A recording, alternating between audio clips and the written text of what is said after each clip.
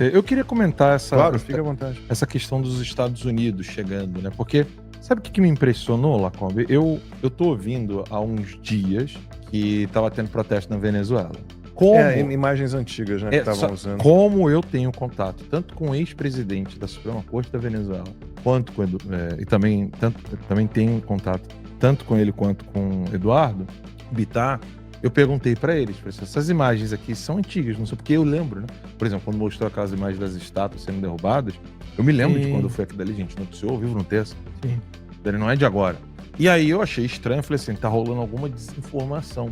Porque o que o pessoal no Brasil ainda não entendeu, né? Aqui, quando eu falo pessoal, não é você que está nos assistindo. São jornalistas, os analistas e alguns outros curiosos que querem se meter no que está acontecendo. Nós estamos em plena guerra. E não é figura de linguagem, nós estamos literalmente em uma guerra. É uma guerra com desdobramentos ainda iniciais em etapas distintas. É porque a palavra guerra, ela ressoa na cabeça das pessoas sempre como o desfecho final de um combate. Então, se você for analisar, por exemplo, a Segunda Guerra Mundial, a Primeira Guerra Mundial, a Segunda Guerra Mundial, você vai ver que até chegar aquele banho de sangue, foi em 44 ou já em 45?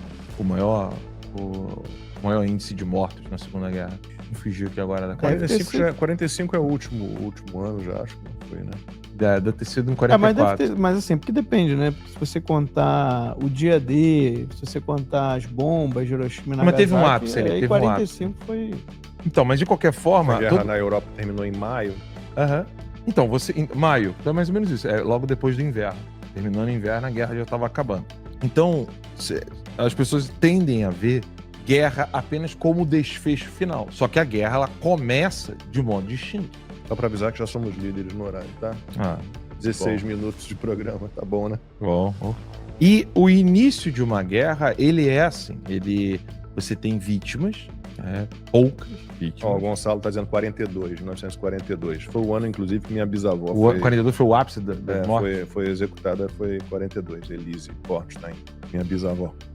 Mas talvez seja o ápice das vítimas, eu tô falando da guerra em si. Da guerra em si, porque a execução dos judeus começou ali, acho que o ápice foi 42. Né? Mas eu acho a solução final, né? Sim. Eu acho que o embate que houve mais mortes de soldados foi 43 ou 44. O Gonçalo falou da Rússia, né? Da União Soviética. Mas de qualquer forma, vamos lá. O que acontece? Você tem a fase inicial de uma guerra, onde algumas poucas vítimas são capturadas, são feitas reféns, e isso ainda não é motivo suficiente para usar força total numa guerra. E isso já está acontecendo. O que já está acontecendo nesse exato momento? O Bolsonaro, ele está dentro de um processo legal? Não. O Bolsonaro, ele está prisioneiro. Ele está na casa dele, mas ele é prisioneiro por um crime que ele não cometeu, sendo julgado por uma corte que ele não deveria ser julgado por um crime que não aconteceu. Então, isso é um prisioneiro de guerra. Bolsonaro é um prisioneiro de guerra. Sim. As vítimas do 8 de janeiro, eles cometeram crime? Não. Gente, foram mais de 1.000 pessoas presas. Ninguém pode dizer que isso é...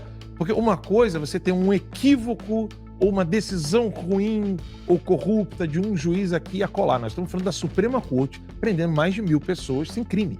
Isso é guerra? Óbvio que é guerra, né? Então você tem essas vítimas do 8 de janeiro, as pessoas anteriores ao 8 de janeiro, meu caso, o caso do Eustáquio, o caso do Daniel Silveira, Roberto Jefferson, Sarah Winter, que a gente não pode esquecer, também foi vítima, e tantos outros. Então, tem várias pessoas que eu não quero esquecer o nome de ninguém aqui, mas se eu ficar listando o nome, o programa não acaba hoje. E essas ações de guerra que foram tomadas, elas têm etapas, e uma das etapas que nós estamos vivenciando nesse exato momento é o convencimento das massas. Quando os Estados Unidos precisavam entrar na Segunda Guerra, os Estados Unidos deixou ser atacado em Pearl Harbor.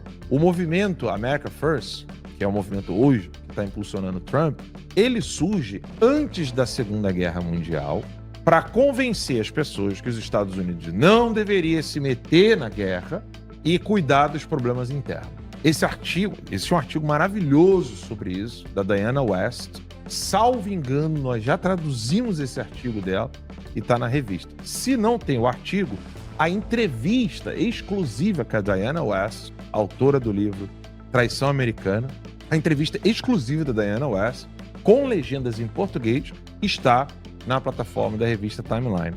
E O America First é um movimento que surge para tirar os Estados Unidos da Segunda Guerra, mas os próprios fundadores e os membros do movimento American First, depois do ataque de Pearl Harbor, falaram, opa, não vai dar, a gente vai ter que deixar os Estados Unidos tem que, agora é uma necessidade, os Estados Unidos precisa ir para a Segunda Guerra para poder se proteger.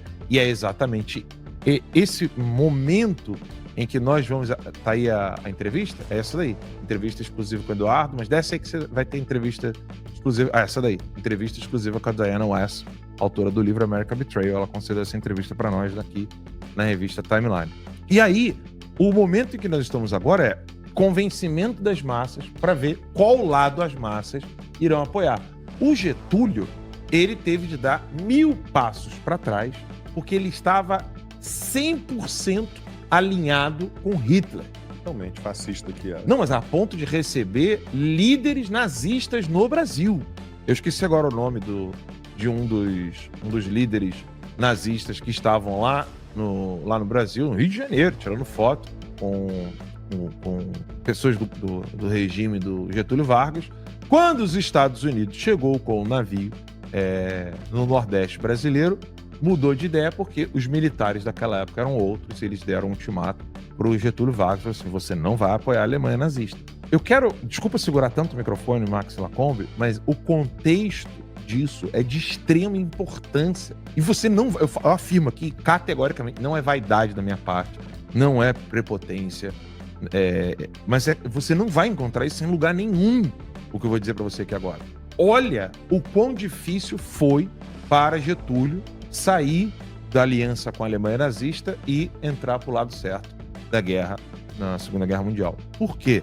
O maior líder católico na época, leigo, Alceu Amoroso Lima era o pseudônimo dele, o nome dele era... Não, Tristão de Ataíde. Tristão de Ataíde era o nome era Alceu Amoroso Lima. Isso, Alceu Amoroso Lima, que usava o pseudônimo Tristão de Ataíde. Ele era um dos maiores líderes intelectuais do Brasil e era um católico que no início era o livro mais lido de lógica, metafísica, não sei o quê. Esse cara, ele começou como fascista e depois virou comunista. Ele deu mole, ele perdeu totalmente a linha e sobrou o Gustavo Corsão, eram todos no mesmo centro Dom Bosco. O que é isso aí? Benito Mussolini, senhor Benito Mussolini. Que carta é essa? Consegue ler aí, Max? A produção Carta tá colocando Getúlio aqui. Vargas. Agradeço. Consegue ler, Max? Lê aí. Agradeço sua cordial mensagem de saudação ao governo e ao povo brasileiro, trazido pelo avião. Realizou voo inaugural, linha transoceânica, empreendimento destinado a estreitar laços de amizade, ligam nossas pátrias e facilitar as nossas relações de interesse econômico e cultural. Getúlio Vargas. Você vê que você pode botar assinado Lula, né? Pois é, exatamente. Você pode colocar ali assinado para Lula. Maduro. Aí, mais um Lula. documento que a produção achou aí, olha aí. Senhor Excelentíssimo. O que é ali? Aí tá em alemão. Den Herr. Leia lá com alemão. Não, pede pro Pedro, pô. Pedro que morou lá. Tá em alemão aí, ó. Adolf Hitler. Que documento é isso aí? Mostra aí. Documento pro Brasil, isso aí? Telegrama recebido, ó lá. Hitler recebendo telegrama do Hitler, do Palácio do Catete. Palácio do Catete, que era o Palácio Presidencial do Brasil, recebendo uma carta, um telegrama do Hitler. Leia aí o que a produção está escrevendo aí. O Lula declara amor ao Xi Jinping, ao Putin, ao Ortega, ao Maduro. É bom a gente Getúlio resgatar. tinha essa relação próxima com Hitler e Mussolini. Então, é bom a gente resgatar isso para o pessoal entender o que está acontecendo com o Brasil nesse exato momento. Quer dizer, o banho de sangue pode ser que venha a acontecer, infelizmente. Ele botou o documento em alemão. Pedro... Mas pede ele para traduzir, escreve aí. Pedro, traduz aí que você fala alemão. E aí, o que acontece? O período pré-banho de sangue, ele já está acontecendo no Brasil. Nós estamos em guerra. O que o Lula está querendo ver agora é se a população vai apoiá-lo nessa iniciativa ou não. Ou pelo menos não resistir, né? Ou não resistir, ceder, né? Ceder. Então, ele está fazendo isso, e daí que a censura ocupa um local primordial. É uma estratégia primordial nesse momento. As pessoas precisam ficar só ouvindo o Globo, CNN, ICL, Diário do Cu do Mundo, que é o DCM. As pessoas precisam ter só essas esses canais. Eles não podem ter conversa timeline. Daqui a pouco o Pedro pode colocar a audiência ali para ver como é que tá. Porque em qual lugar que vocês estão ouvindo essas informações aqui?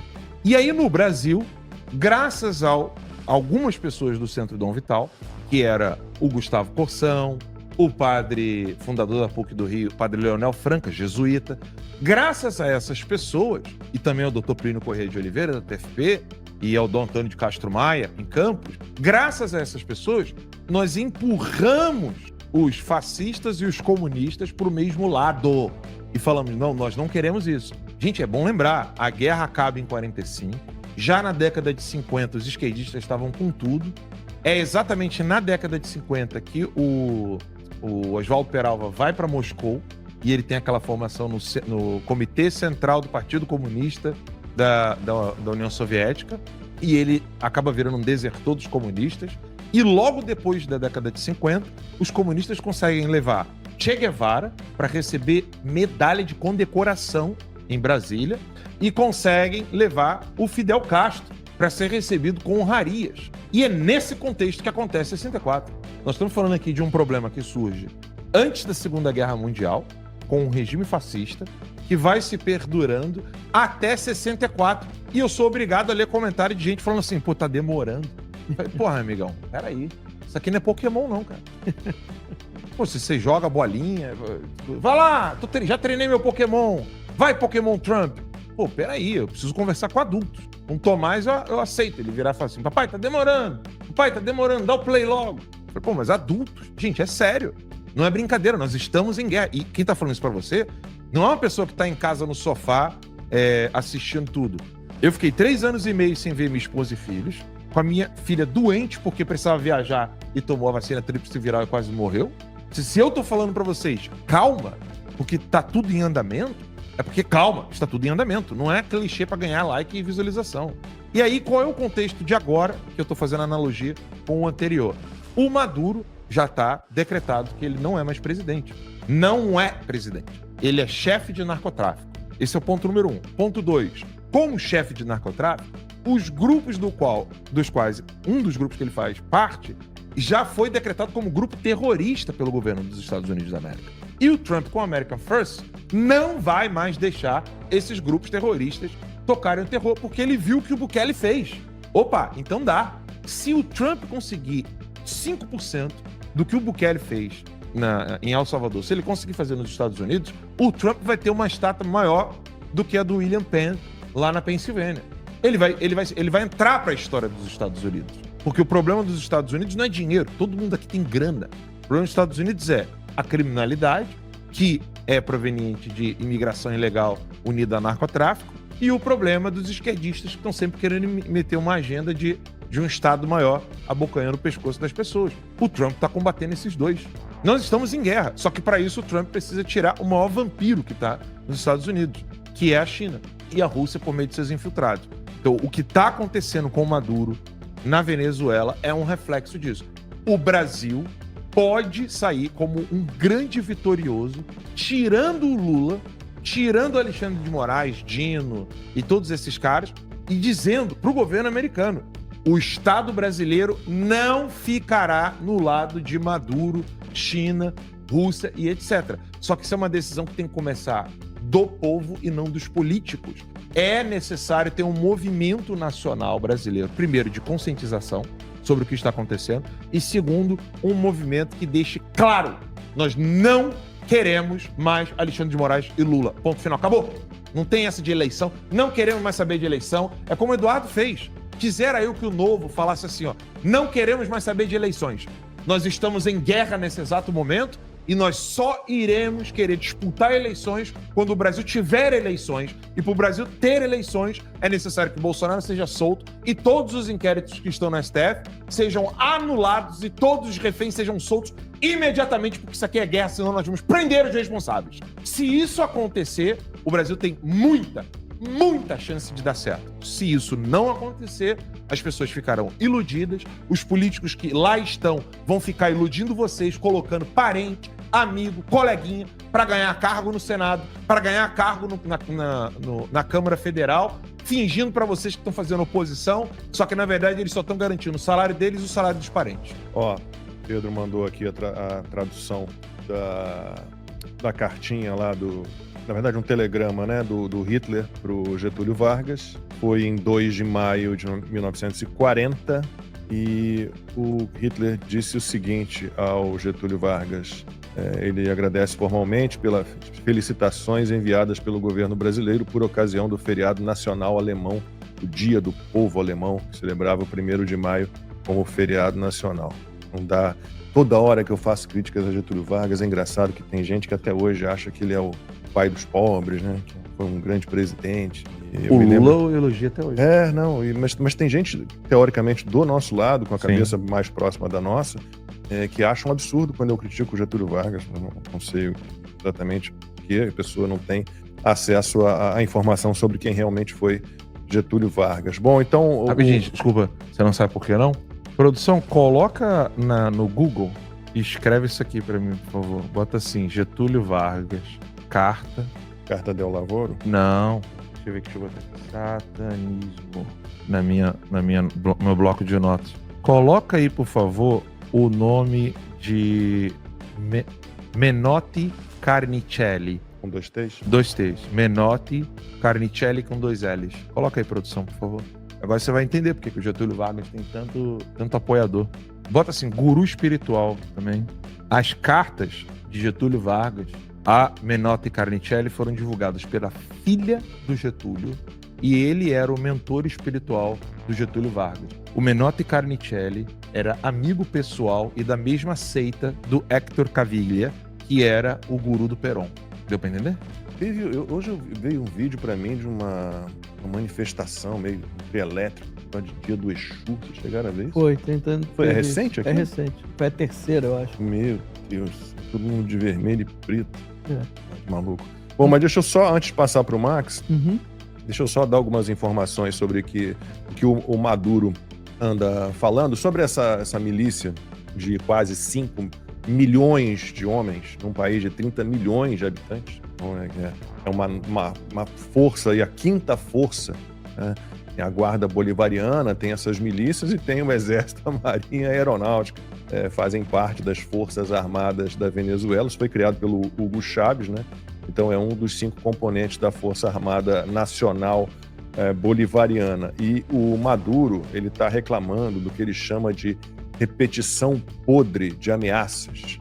E aí ele disse num discurso recente, daqueles tipo, cobardes, os primeiros a manifestar solidariedade e apoio a este presidente trabalhador que aqui está foram os militares desta pátria. E aí ele pediu às bases políticas dele, né, que avancem na formação das milícias camponesas e operárias. Quer dizer, ele não está satisfeito só com os 5 milhões, quase todos reservistas, né, das Forças Armadas, ele quer mais. Então ele falou o seguinte, né, ele quer milícias camponesas e operárias, em todas as partes. Fuzis e mísseis para a força camponesa, para defender o território, a soberania e a paz da Venezuela. Mísseis e fuzis para a classe operária, para que defenda a nossa pátria. E aí a gente está falando sobre isso. Os Estados Unidos estão assim cercando o Maduro e afirmam em todas as letras que ele é o grande chefe do narcotráfico na Venezuela e um dos maiores do mundo, Max. Pois é. E a ideia do Trump não é, em princípio, não seria tanto uma invasão por terra, né? Mas muito mais um bloqueio. Eu botei aí uma imagem, produção, só para o pessoal ver a quantidade, né, de submarinos, navios. Destroyer, na verdade, seria contra torpedeiros, né? Eu estava lendo aqui. Então tem vários ali na costa da Venezuela que é exatamente para fazer um bloqueio ali no Cartel de Los Soles, né, e evitar que a droga saia. Então, a grande dificuldade do Maduro com esse bloqueio americano vai ser conseguir vender a droga. Vai ser conseguir grana, né? Exato. Porque a PDVSA, que é a grande fonte de riqueza dele, né, que é a Petrobras da Venezuela, ela não tem capacidade nem de prospecção mais. Né? Pois é, porque na verdade ele virou um narco-estado. O que sustenta hoje o governo do Maduro, né, o regime dele, é a venda de droga, né, a produção e a venda de droga pelo resto do mundo todo, inclusive nos Estados Unidos. Então, o que o Trump fez, e ele disse que ia fazer isso, né?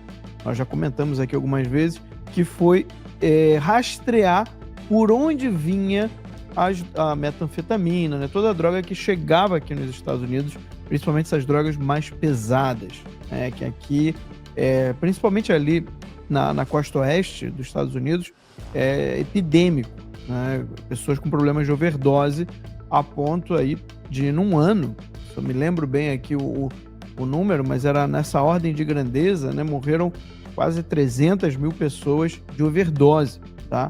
Se eu não me engano, foi em 2023 esse número. Então é algo assim muito, muito, muito grande aqui, um problema enorme, o problema da droga nos Estados Unidos.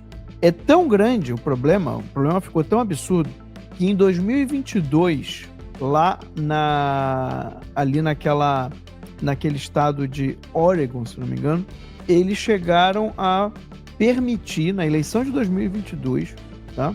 Eles chegaram a permitir que... Não, perdão, na eleição de 2020, foi a eleição que o Trump perdeu. Eles chegaram a permitir em Oregon que você usasse, né, LSD, cocaína e heroína, tá? A maconha já era liberada, então eles liberaram, descriminalizou a posse de LSD, heroína e cocaína. O que aconteceu em 2024? Em 2024, Oregon teve que criminalizar novamente todas as drogas, porque não dava. A coisa chegou a tal ponto que Starbucks, né, grandes empresas, grandes franquias que você vê por aqui na Flórida, tiveram que sair de Oregon, porque não tinha mais como fazer negócio ali de tanta gente usando drogas. As pessoas ficam que nem zumbis, e isso no momento que elas estão drogadas. Depois ainda é pior, porque elas começam a quebrar tudo, elas começam a roubar para poder comprar a droga. Então isso tem mesmo problema na Califórnia, mesmo problema no estado de Washington, né? Não Washington DC, que é a capital, mas o estado que fica na costa oeste. Então você tem vários estados ali com problemas muito graves em relação ao uso de drogas, a pessoas com problemas de overdose, pessoas que param de trabalhar, pessoas que acabam perdendo a sua família, né? Porque não tem como, o marido, a esposa não aguenta, os filhos também não aguentam, a pessoa acaba virando um morador de rua, né, por causa da droga. E não estou falando de uma, duas, três pessoas, gente, é um mar de pessoas, tá? Você vai ali em lugares de Los Angeles, em lugares de São Francisco, em lugares de Seattle, que são grandes cidades, né? É uma quantidade absurda de pessoas que você vê nas ruas, tá? Dormindo nas ruas e utilizando droga. Lá em Seattle, inclusive, o governo chegou a, todos os dias na parte da noite, quando estava anoitecendo, distribuía seringas gratuitamente para que as pessoas pudessem usar droga de um modo seguro. Tem iniciativas assim também no Brasil. A gente mostrou outro dia, né, na Câmara Municipal de Curitiba, né, folhetinho de incentivo, que aquilo ali é um incentivo ao uso de droga. E aí, quando chegava no outro dia de manhã, umas pessoas que moravam ali na região, isso já tem tempo, tá? Tô falando de coisa de 5 anos atrás. Falava que, olha, era um mar de seringas de manhã no chão.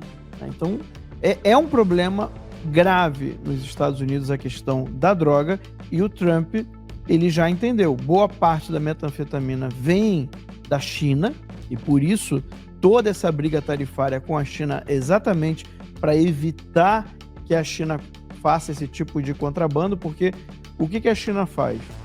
Ela é proibido produção de droga na China, tá?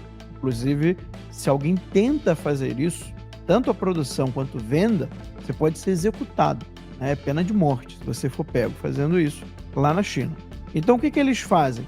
Eles vendem os insumos da droga, tá? Da metanfetamina, todos os produtos que você precisa para produzir, você vende aquilo uma quantidade de toneladas.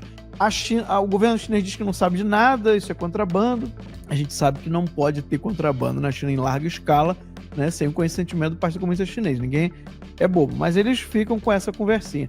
E aí aquelas toneladas e toneladas de insumos que são produzidos, né, que são utilizados para produzir metanfetamina, são contrabandeados para os Estados Unidos. E aí aqui o que acontece? Você tem chineses ilegais que entravam muito pela fronteira sul. Hoje em dia já a fronteira está basicamente fechada, basicamente você não tem mais ilegais entrando por ali, mas antes não era assim. Então aqueles chineses, o que eles faziam? Eles abriam laboratórios clandestinos de metanfetamina em vários lugares dos Estados Unidos, e aí recebiam aqueles insumos contrabandeados da própria China e então produzia a droga para ser vendida aqui dentro, tá? Então esse também era um grande esquema de venda de drogas aqui, e o Donald Trump ele quer acabar com isso, ele já está tomando ações para isso, tá? E o segundo grande fornecedor, né, de droga para os Estados Unidos eram os cartéis da América Latina, né, principalmente México e Venezuela e Colômbia. Então é por causa disso que o Trump está indo em cima da Venezuela, tá? O objetivo dele principal neste momento é parar a produção e o envio de drogas para os Estados Unidos do cartel de Los Soles. É óbvio que esse tipo de crime é muito difícil de você acabar 100%, mas pelo menos você vai parar com a situação grave que acontece aqui hoje, né? Que é quase como se a venda de drogas fosse legalizada em muitos lugares dos Estados Unidos. Aqui na Flórida é menos, tá? Aqui eu acho que é mais maconha, né? Como o pessoal acho que aqui usa mais. Aqui, né? na Flórida? É. Tem as lojas, né? Smoke Shop aí, né? Que vende mas o impressionante. Eu confesso que quando vim morar eu não sabia que tinha. Assim, pois é. Mas o impressionante é o seguinte: todos esses outros lugares que hoje estão com esse problema da metanfetamina, né? Heroína e outras drogas mais pesadas, foram os pioneiros da liberação da maconha. Todos esses estados começaram liberando a maconha e daqui a pouco eles vão liberando drogas mais pesadas até chegar na situação de hoje, que em alguns lugares beira a calamidade, não é exagero. Se você procurar nas redes sociais, você vai ver a quantidade de vídeos, tá? Só você procurar assim, drogados Los Angeles, drogados Seattle, drogados São Francisco. Você vai ver vídeos de turistas, de pessoas passando, e é impressionante, parece o The Walking Dead. Aqui você encontra a venda liberada, né? Acho que o consumo também, não sei se é ao ar livre, mas eu confesso que os lugares que eu frequento aqui na região de Orlando, eu não vejo a situação como na Califórnia ou como em Nova York, né? Que dizem que está completamente tomada pelo cheiro de maconha, eu não sei.